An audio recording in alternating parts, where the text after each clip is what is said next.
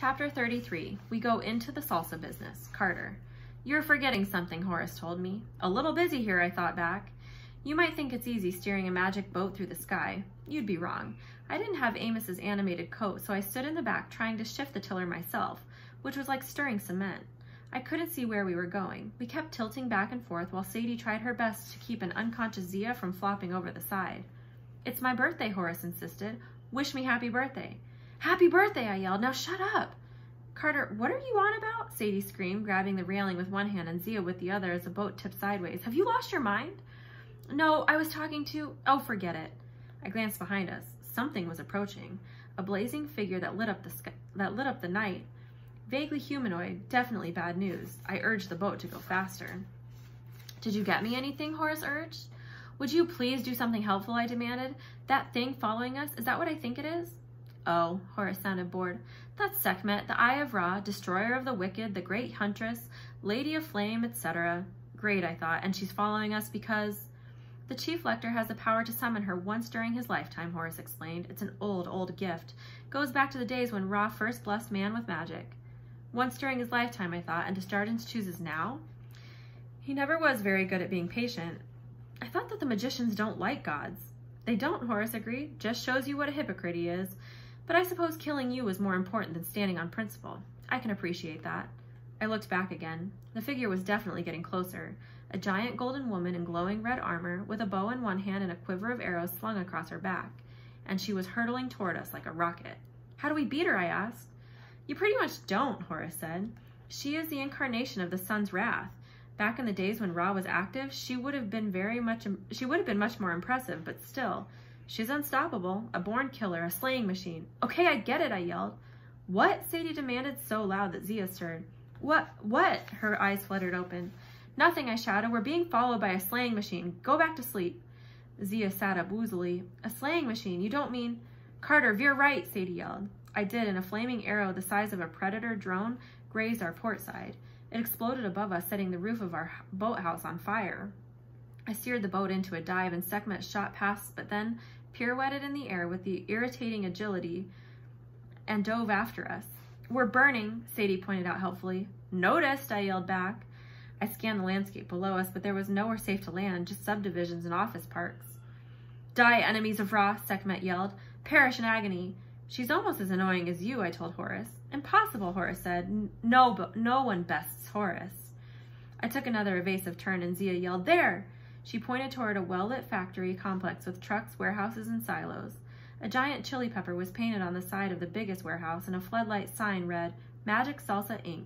Oh, please, Sadie said. It's not really magic. That's just a name. No, Zia insisted. I have an idea. Those 7 ribbons, I guess? The ones that you used on Serket? Zia shook her head. They can only be summoned once a year, but my plan... Another arrow blazed past us only inches from our starboard side. Hang on, I yelled at the tiller, and I yanked at the tiller and spun the boat upside down just before the arrow exploded. The hull shielded us from the brunt of the blast, but the entire bottom of the ship was now on fire, and we were going down. With my last bit of control, I aimed the boat toward the roof of the warehouse, and we crashed through, slamming into a huge mound of something crunchy. I clawed my way clear of the boat and sat up in the daze. Fortunately, the stuff we'd crashed into was soft. Unfortunately, it was a 20-foot pile of dried chili peppers, and the boat had set them on fire. My eyes began to sting, but I knew better than to rub them because my hands were now covered in chili oil. Sadie, I called. Zia!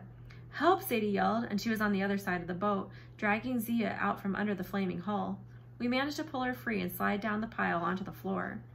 The warehouse seemed to be a massive facility for drying peppers with 30 or 40 mountains of chilies and rows of wooden drying racks. The wreckage of our boat filled the air with spicy smoke, and through the hole we'd made in the roof, I could see the blazing figure of Sekhmet descending. We ran, plowing through another pile of peppers. No, I didn't pick a peck of them, Sadie. Just shut up. We hid behind a drying rack where shelves of peppers made their air burn like hydrochloric acid. Sekhmet landed, and the warehouse floor shuddered. Up close, she was even more terrifying. Her skin glowed like liquid gold, and her chest armor and skirt seemed to be woven of tiles made from molten lava. Her hair was like a thick lion's mane. Her eyes were feline, but they didn't sparkle like Boss or betray any kindness or humor. Sekhmet's eyes blazed like her arrows, designed only to seek and destroy. She was beautiful the way an atomic explosion is beautiful. I smell blood, she roared. I will feast on enemies of Ra until my belly is full. Charming, Zia whispered. Charming, Sadie whispered. So, Zia, what's this plan? Zia didn't look well. She was shivering and pale and seemed to have trouble focusing on us. When he first called Sekhmet to punish humans because they were rebelling against him, she got out of hand. Hard to imagine, I whispered as Sekhmet ripped through the burning wreckage of our boat. She started killing everyone, Zia said, not just the wicked. None of the other gods could stop her. She would just kill all day until she was gorged on blood. Then she'd leave until the next day. So the people begged the magicians to come up with a plan and... You dare hide? Flames roared as Sekhmet's arrows destroyed pile after pile of dried peppers. I will roast you alive. Run now, I said. Talk later. Sadie and I dragged Zia between us. We managed to get out of the warehouse just before the whole place imploded from the heat, billowing a spicy hot mushroom cloud into the sky. We ran through a parking lot filled with semi-trailers and hid behind a 16-wheeler. I peeked out, expecting to see Sekhmet walk through the flames of the warehouse. Instead, she leaped out into the form of a giant lion. Her eyes blazed and floating over her head was a disk of fire like a miniature sun. The symbol of Ra, Zia whispered. Sekhmet roared, Where are you, my tasty morsels? She opened her maw and breathed a blast of hot air across the parking lot. Wherever her breath touched, the asphalt melted, cars disintegrated into sand, and the parking lot turned into a barren desert. How does she do that? Sadie whispered. Her breath creates the deserts, Zia said. That is the legend. Better and better. Fear was closing at my throat, but I knew we couldn't hide much longer. I summoned my sword. I'll distract her. You two run. No, Zia insisted. There is another way. She pointed at a row of silos on the other side of the lot. Each one was 3 stories tall and maybe 20 feet in diameter, with a giant chili pepper painted on the side. Petrol tanks? Sadie asked. No, I said. Must be salsa, right? Sadie stared at me blankly. Isn't that a type of music? It's a hot sauce, I said. That's what they make here. Sekhmet breathed in our direction, and the 3 trailers next to us melted into sand. We scuttled sideways and jumped behind a cinder block wall. Listen, Zia gasped, her face beading with sweat. When the people needed to stop Sekhmet, they got huge vats of beer and colored them red with pomegranate juice. Yeah, I remember now, I interrupted. They told Sekhmet it was blood, and she drank until she passed out.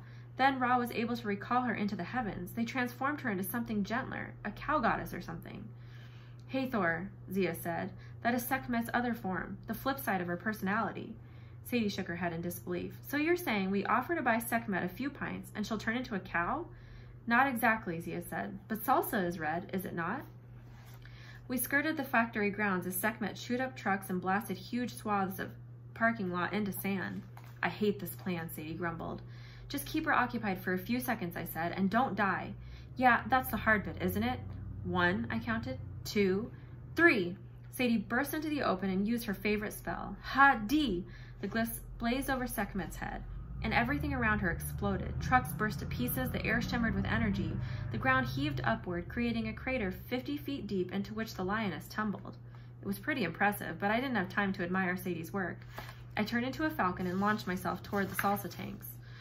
Roar! Sekhmet leaped out of the crater and breathed desert wind in Sadie's direction, but Sadie was long gone.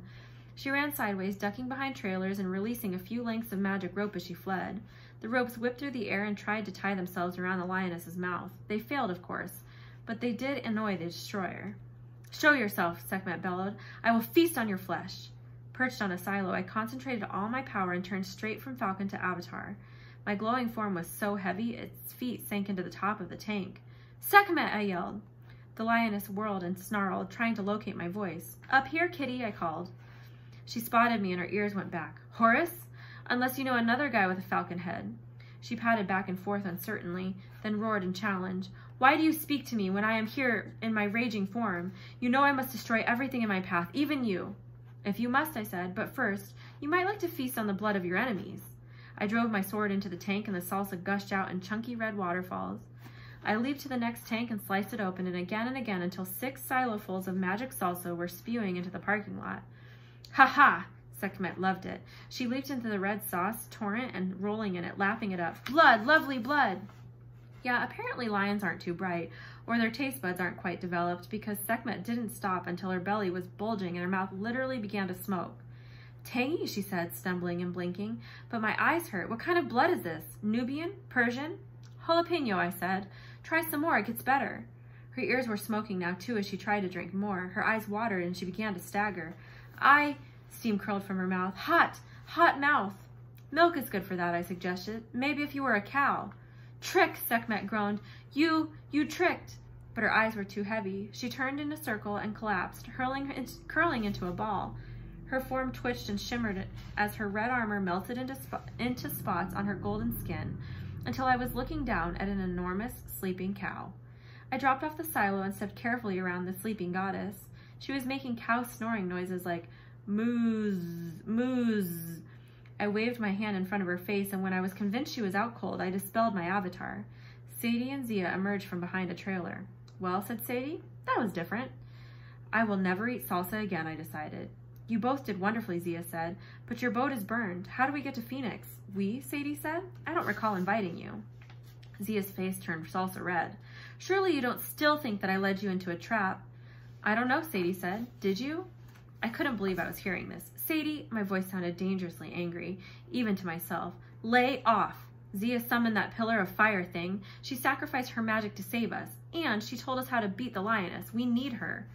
Sadie stared at me. She glanced back and forth between Zia and me, probably trying to judge how far she could push things. Fine. She crossed her arms and pouted. But we need to find Amos first.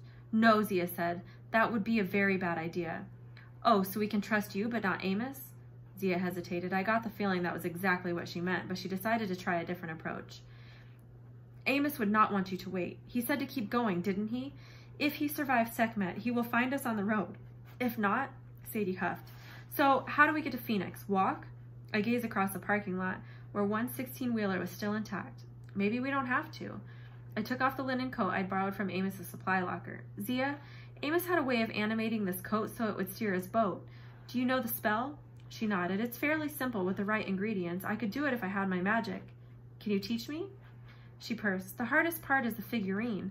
The first time you enchant the piece of clothing, you need to smash a shabti into the fabric and speak a binding charm to meld them together. It would require a clay or wax figure that has already been imbued with the spirit. Sadie and I looked at each other and simultaneously said, Doughboy!